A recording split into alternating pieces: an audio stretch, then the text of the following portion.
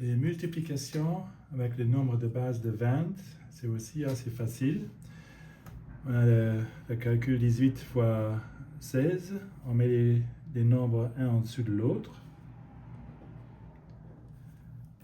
Et puis on calcule combien il manque jusqu'à 20.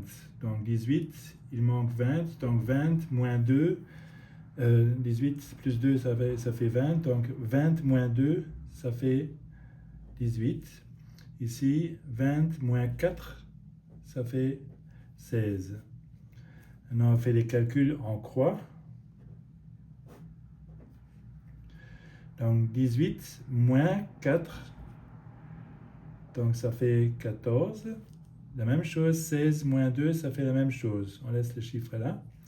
Et puis, on multiplie 2 fois 8, donc ce côté-ci, 2 fois 4, ça fait 8. Je suis déjà avec les résultats. Et maintenant, parce que si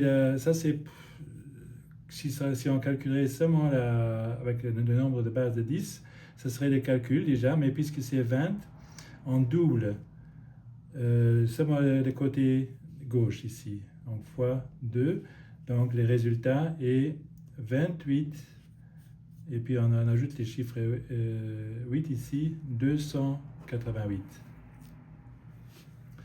Ok, maintenant si les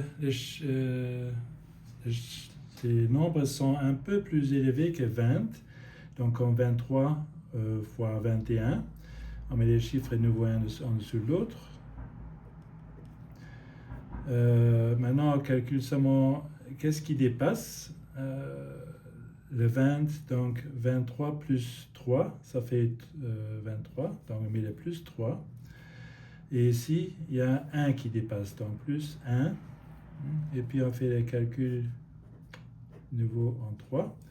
Donc 21 plus 3, cette fois-ci, ça fait 24. 23 plus 1, ça fait la même chose. Donc on multiplie maintenant de ce côté-ci de nouveau. Donc 3 fois 1, ça fait 3, ça reste 3. Donc et ici, on doit de nouveau multiplier fois 2.